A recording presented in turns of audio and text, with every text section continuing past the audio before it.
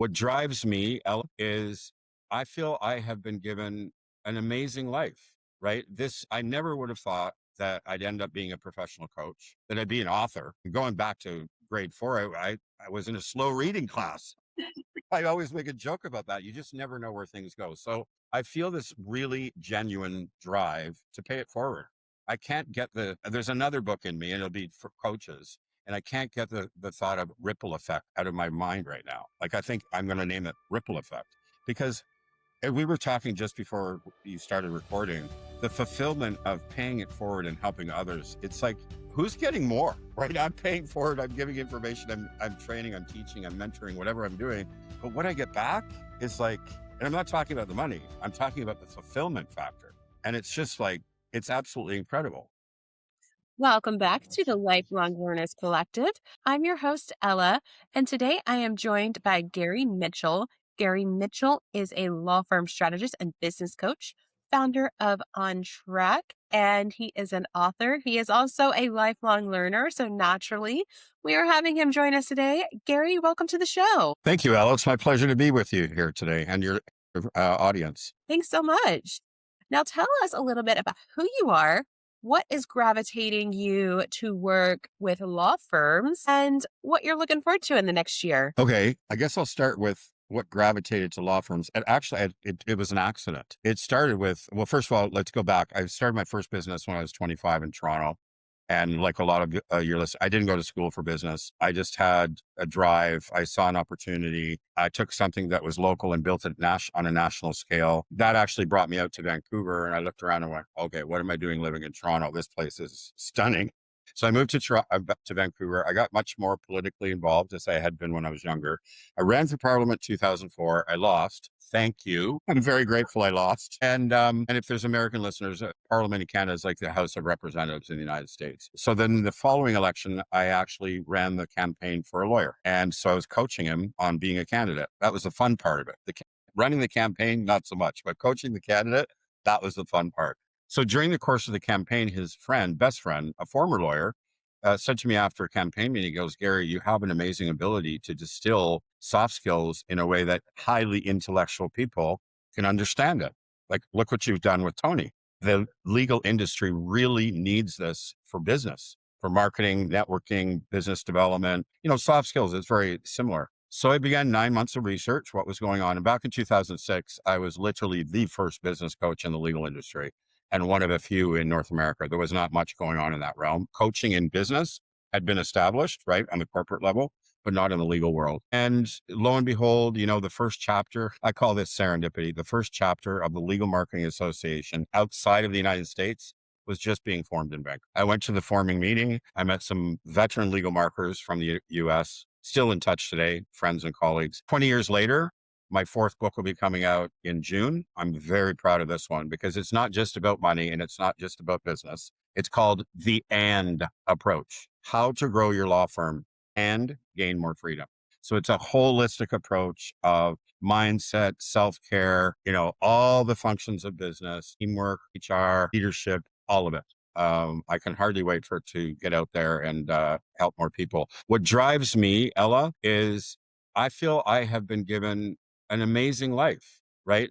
I never would have thought that I'd end up being a professional coach, that I'd be an author. Going back to grade four, I was in a slow reading class. I always make a joke about that. You just never know where things go. So I feel this really genuine drive to pay it forward. I can't get there's another book in me and it'll be for coaches. And I can't get the thought of ripple effect out of my mind right now. Like I think I'm going to name it ripple effect because we were talking just before you started recording, the fulfillment of paying it forward and helping others. It's like, who's getting more, right? I'm paying forward. I'm giving information. I'm training, I'm teaching, I'm mentoring, whatever I'm doing. But what I get back is like, and I'm not talking about the money. I'm talking about the fulfillment factor. And it's just like, it's absolutely incredible. So you asked what's next. Well, I'm putting the finishing touches on an app that's still in the lawyer realm. The book comes out in June. And then I'm looking to franchise by the end of the year to help other coaches get a leg up and get into whatever market they're after. There's a lot of vultures that target coaches. I know I've been the victim a couple times, and I want to do something genuine to help them if they're early stages or just starting out, or maybe even a few years in and struggling. I want to put the whole, like I'm doing with the lawyers, I want to put the whole thing together. So that's the plan, right? And I always know I always have a plan, and then I'm always nimble because things come along and take you in different directions sometimes. But that's where I'm at right now. Well, welcome. And it looks like we're both refugees, different levels, but both refugees from the political world. Oh, oh, really? Oh, do Yes. tell. In college, I majored in marketing and then Yeah, took a lot of political science courses, was very active in it because I wanted to work on political campaigns. right. Did that for a few years and it's like, oh no, no, you don't want to do this for the rest of your life. Well, it's really emotionally charged, highly stressful, very high pressure. I mean, I went on after that, I went on to work. I never ran some nomination campaigns. I never did run another federal campaign, but I'd coached many candidates. That was fun. That was like me and the candidate. Had been a candidate. I'd run a campaign. It was awesome. And then I could pick and choose too. Rather than I was being told to work with people, I would choose which candidate I would work with, somebody I believed in. And again, it's a reward factor, right? Seeing somebody transform in front of your eyes and you had something to do with it. That's pretty awesome. Yeah. In America, the term public servant, Yeah. you'll hear it every now and then. It's kind A of been lot, lost, right? it's lost because I'm not going to say names, but there's a lot of people that get involved in politics. And it's like, Absolutely. okay, we don't take For PAC money. money, We don't for talk to money, lobbyists. for Yeah, control, for connections. Yeah. They're not exactly. doing it to serve. They're doing it for their own whatever reasons. But yeah. But that's Yeah, humanity. That's, it's human true. nature. Yeah. Exactly. Well, tell us your take on and your philosophy on lifelong learning since you have such a diverse background and such a strong track record of working with law firms. Well, I always liken it to I work out at the gym 6 times a week, 6 days a week, and it's become more for here than the body. I've kept fit my entire life, but I need the intellectual stimulation of learning something new, a new application, whatever it is. And I've always said, when I stop learning, light the match. I'm done. That's my philosophy, short and Yeah. sweet. Well, what would we be doing every day if we weren't learning? If I wasn't working, probably singing more, definitely traveling more. Yeah, those And two things, more travel, more singing. Sorry? I mean, see, but traveling is a learning experience. It's totally, I mean, I am very, very blessed. After I graduated high school, I traveled around the world for 1 year in a group called Up With People. And the purpose of Up With People was to promote understanding among people of different cultures all over the world. I mean, talk about like 18, and I'm in the People's Republic of China in the Forbidden City, standing on 1,000-year-old cobblestone, looking down, going, wow, I'm such a tiny speck in all of this, right? That Oh my goodness. I got the travel bug. We were all over the United States. We were on 4 islands of Hawaii. We came up to Canada, Calgary and Toronto. And I mean, the highlight was China. That was 1985, November 1985. So it was pre-Tiananmen. That's when China was opening up. But we got to see the old China, the traditional China. And we toured 4 or 5 cities. We saw the countryside. We saw, I don't know how many temples, but it was, being a young kid, 18, and to have that opportunity, it just opened my eyes to, and being grateful for the path that I was given. I can't take credit for it. It started with my parents. We grew up in a very multicultural area of Toronto. To this day, it's considered the most cosmopolitan city in the world, even ahead of New York and London because of different ethnic groups. So again, I'm not taking credit for it. An example of my experience has formed me. And I'm grateful for that because I wasn't afraid of different. I've always been curious of different food, different history, different philosophy, different ideas, right? I find that fascinating. That's learning, right? That's learning. And I love it. I guess I have an addiction, you might even say. Traveling is a great addiction to have. I mean, I have to go Yeah. to a new country every year. Yeah, that's And good. in the States, it's traveling can be addictive for you. And if you travel for work, it's addictive for your company. Totally. That's what my brother told me. He travels a lot for work. And it's like, there's some days I'm just like, I just want to be in Nashville. I want to be at home for just a little bit for a week or Is so. Nashville home? Nashville's my home. Nice. Well, I haven't been there. We did get to Nashville that year. I mean, I think we traveled to 44 states. I mean, we also spent the month in January in New Orleans because we did the halftime show for Super Bowl 20. Oh my God, New Orleans. Like I'm 19 in New Orleans. Wait, was that Wow, the year what that a Jennifer city. Lopez performed? Pardon me? 2020, was that the year that Jennifer Lopez and Shakira No, no, no, performed? no, no. We Super Bowl 20. It was 1986, Gotcha, 40 1986. years ago. So all over Facebook this past Super Bowl, the cast members, we're all saying, "Oh my God, it's been 40 years since we did that. Where did the 40 years go?" Wow. Now who were Yeah, it the was quite. performers? Sorry? Who were the performers? Up with People had 5 casts of about 115 people. We were simultaneously traveling around the world, but all came together. So it was over 500 performers in the halftime show in 1986. This is back, like before they went big with big rock stars and pop stars and all that. They used to Really? have marching bands and large groups and all that. Up with People, I think it's 4 times in the history of the Super Bowl. Did four times they performed the halftime show. But it's when it's coming up to Super Bowl every year, we all get a little sentimental. And I also remember having the privilege of being in New Orleans for a month. I mean, the Oh, culture, the the food. history, the food, amazing. Like one of the most beautiful, fascinating, and unique cities in all of the United States. It's amazing. Yeah. And you just have to go beyond Bourbon Street because my Yeah. friends who just stayed on Bourbon Street, they're like, "The city's gross. This is dirty." And I was like, Well, "No, you're yeah, that's just party. It's here for the party street, party. but there's For the so much party more people." to it.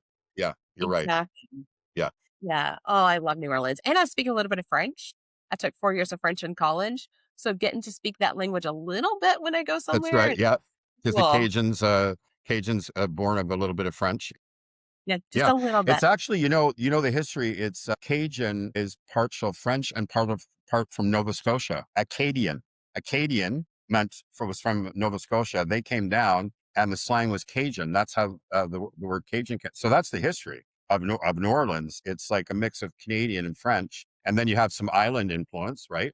Um, it's a really really unique culture, and the history and the food. Oh my God, the food! I always thought if I actually lived there, I would be the size of Paul Prudhomme, the large, very, very accomplished chef from New Orleans. Yeah. I would have mercury poisoning because I would eat oysters every single day. You know what? I tried Ella. This is how committed I am to being curious and trying new things. In that month, I tried oysters every single possible way you can have them because it's New Orleans. That's like it's oyster. Yes. Nope. Nope. Even fried with sauces. No, because it defeats the purpose. I have never acquired the taste for oysters, but damn it, I tried Ella. I tried Tried. every At least you single, tried. yeah. No, I go get them. We've got a couple places in Nashville, the Optimist and the Southern, where you can get oysters. Oh yeah. If I get them at the table, I have to make sure everyone's okay with me eating them because some people just looking at oysters grosses them out. Where I'm just Yeah, like, I don't. you No, have no idea no, what you're thank you. missing. No, no, I've tried it. I do. I do. Now, how do you take your love for travel and your love for learning and approach that with the law firms that you work with? Well, first of all, I'm working with highly intellectual people. So, Absolutely. I've always made a joke, I didn't just come into this easily. By accident. I chose probably the toughest target audience on the planet. Skeptical, critical, risk averse, perfectionist. Where's the proof? Where's the proof? Right. So it's kept me on my toes. I ran for parliament. I don't have thin skin. I've got pretty thick skin. So I can stand up, and especially because I did the work, right? Before I tried to sell anything, I did 9 months of research before I even got my first client. So that keeps me on my toes. At travel, I'm working for Mexico in the wintertime and going to expand upon that and do more South America. Well, I'm looking ahead at this next year. After 20 years, I'm going to take a month off over Christmas holidays, and I'm also going to take June off. So I'm going to work 10 months a year, and those 2 months are going to be adventure travel months. That's the plan. I mean, if I Amazing. don't plan for it, the time goes by, right? I do love my work. I'm not, so I could keep doing the same thing, and then I'm not ticking off my bucket list, right? So I'm really committed to my bucket list. I love that you're making time for your bucket list and making time for yourself because sometimes with the demands at work, I mean, there's always going to be something to do. Always, always, always, always. Always something to do at work, but we work to live. I don't care what level you're at, what you Yeah. do for a living, you or how passionate you are about what you do for a living. We are here to learn, to experience, to live. And Well, sometimes speak. we Or take over that. Well, speaking of that, I have something very valuable to pass on to your listeners, especially if they're Please. looking to start their own business or their early stages, because when you're self-employed, like I have been for the majority of my professional career, like even Sunday morning, there is always something that you can do, right? So I'm 28. It's the final event in Toronto of this national thing that I built. We're standing in the ballroom at the Sheraton in Toronto, downtown Toronto. And my mother says to me, she says, Gary, you have no idea of what you built, do you? And I just kind of look around and I go, what do you mean? She goes, exactly. I will never forget those words. I didn't get it in that moment. I did not understand it in that moment, but I've been hearing them repeat over and over and over in my mind. Enjoy every step of the way. So I'm trying to practice what I preach as much as possible. I just got the final proof. So the way the book will look printed. There's so many revisions I've had over the last year. It's like I'm getting sick and tired of looking at it. But this is another step where I get to see it laid out the way it's going to be printed. And I'm like, I just sat back and I take a breath and I go, huh, right? So my advice is please, please, please, for yourself, enjoy the journey. Enjoy every little thing that comes, celebrate it. It's an accomplishment. You've created it. You've done it. You've put the work in, because before you know it, you're there. And then you look back and go, okay, what's next? Because that was me. Now, mind you, I was in my 20s, right? Always like next, next, next, next. What's the Yes. next? Oh, I'm Please. looking around going, okay, this is done. We're on to the next thing, right? I look back and I go, wow, my mother was so brilliant. And had I started listening to her in my 20s, there might have been a different course, but at least I did listen to her eventually. Yes. And with entrepreneurs, a lot of my friends who have their own businesses, there are different benefits from having your own business to a corporate job. But it's Oh also yeah. important to entrepreneurs have to always be on. Not have to, but they're always on. There's Yeah. always somebody calling, always somebody scheduling with them. They are always having to look out for the business. They have a brick and mortar. It's like managing two households. Yeah. Well, the one thing, and this is something that is critical, if you want to grow and if you want to enjoy freedom, you need to build a team around you. You cannot do it all on your own. Those are the components. You must build a team around you.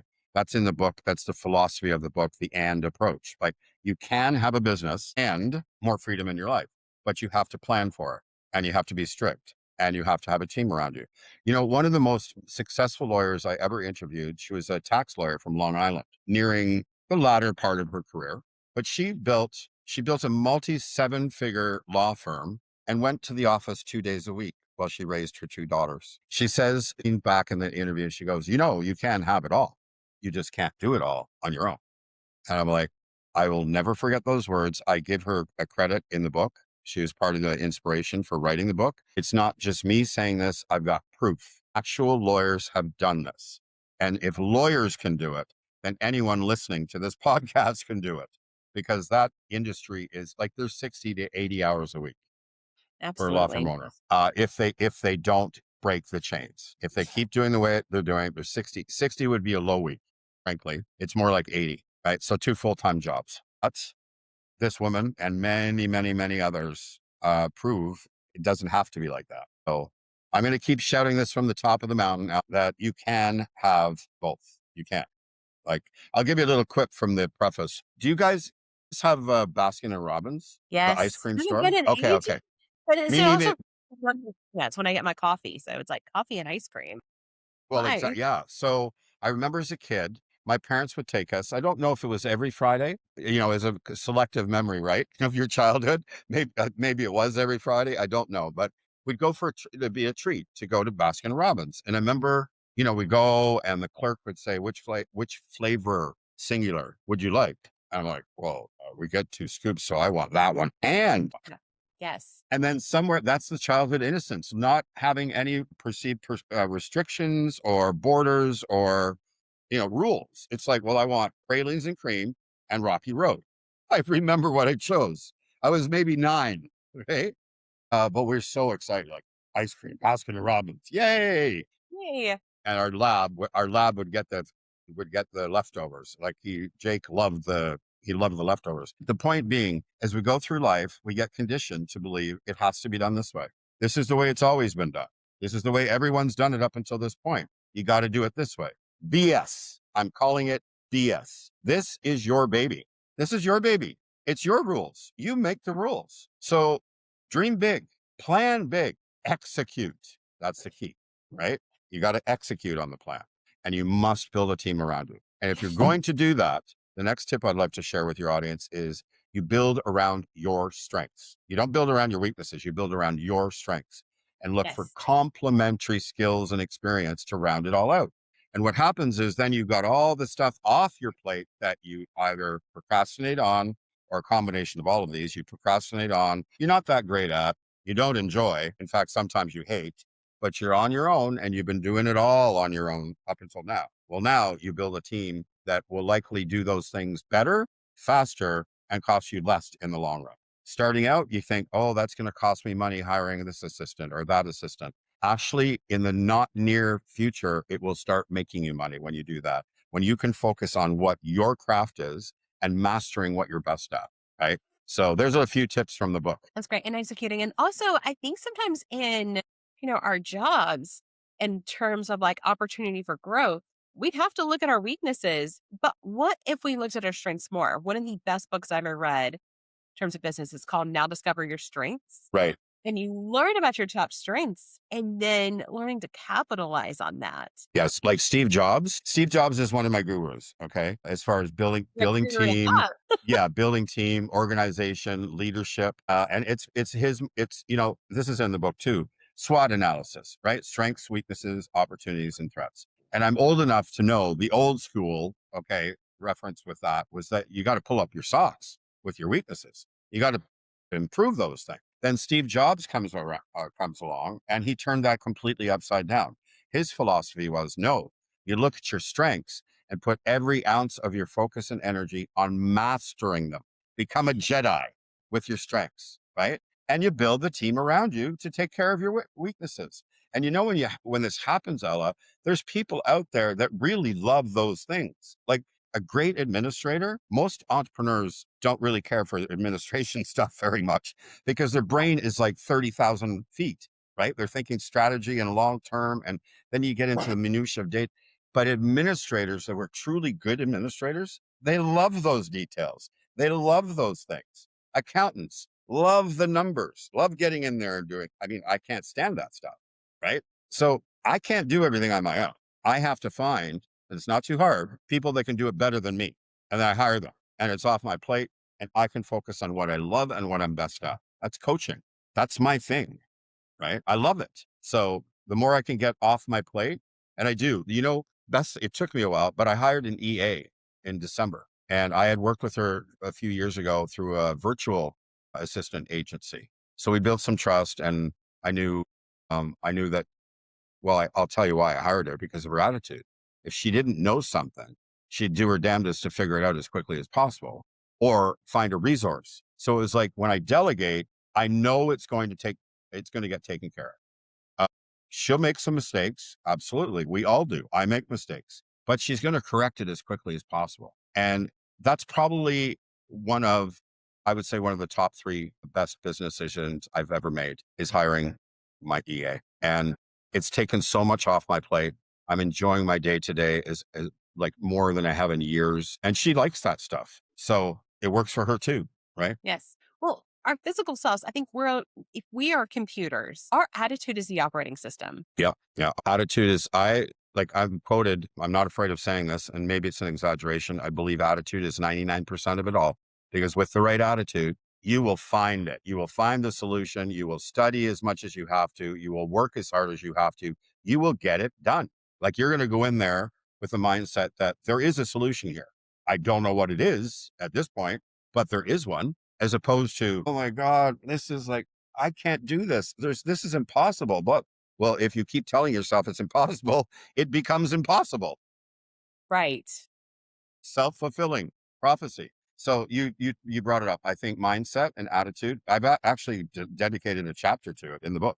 I believe it so much, and I say to owners, hire for attitude before marks, before experience. Hire for attitude. Look for attitude. Ask questions that will demonstrate they have the right attitude. Because you can have someone with the A's and amazing CV, and they come in and they're entitled and they know everything already. So they're not even trying to learn new things as they go along. and they're difficult for everyone to work with on your team.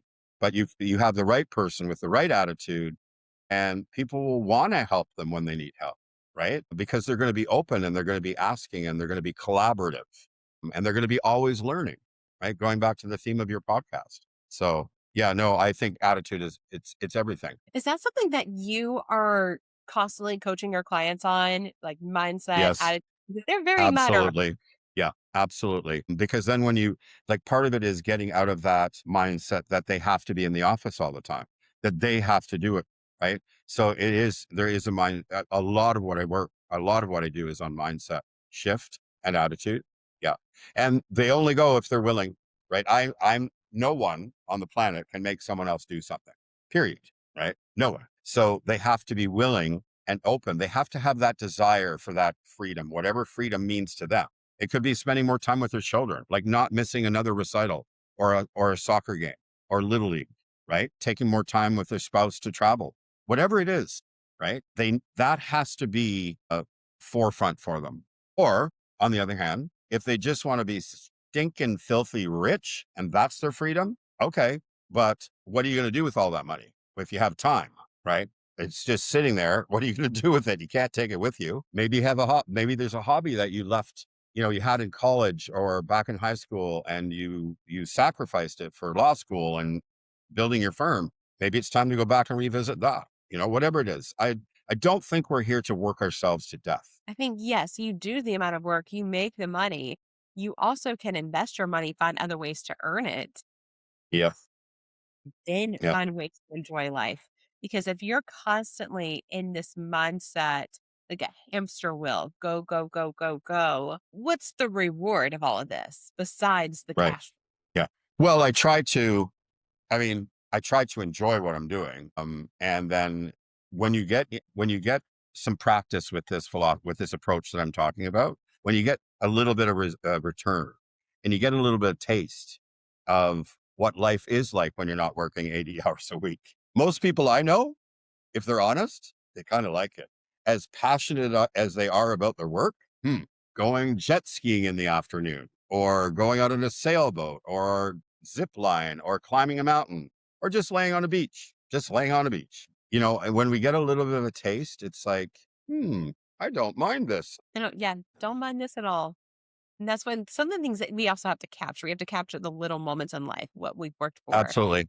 Well, things that that's the we things that, like, I us. find that when things shut down or there's an event or something and some things are taken away from us temporarily, it's the little things that we miss the most. It is. Uh, And I know you specialize in law firms, but it sounds like when what you shared, everyone listening to this podcast can learn from you in some way or fashion. I think so, Ella. Like I listen to when I use audiobooks. I love listening, Same. especially when it's the author narrating. I feel I get extra value, right? Having the Yes. author. Yeah. So everything I've ever read or listened to, I think maybe I've read since college, after as an adult, when my education was complete. I've read two books for entertainment. Everything else has been business and self-improvement, attitude, leadership, whatever. All of that is in the background of the book as well. It's 20 years of experience with lawyers. It's the previous experience as an entrepreneur. It's everything I've absorbed from other authors, other speakers, other business leaders. And I think the and approach is applicable for everyone for life and business. It's a shift, right? I can spend time with my children and grow a successful business. I can be a parent that's present in their lives and go to the next level and expand, right? I've seen it. You mentioned that a lot of your audience are females. I've seen like one of the greatest examples of this comes from this was a senior partner. She had left a boutique firm and made the jump to a national firm. Here's the kicker. At the boutique firm, she was a full-fledged owner partner, right?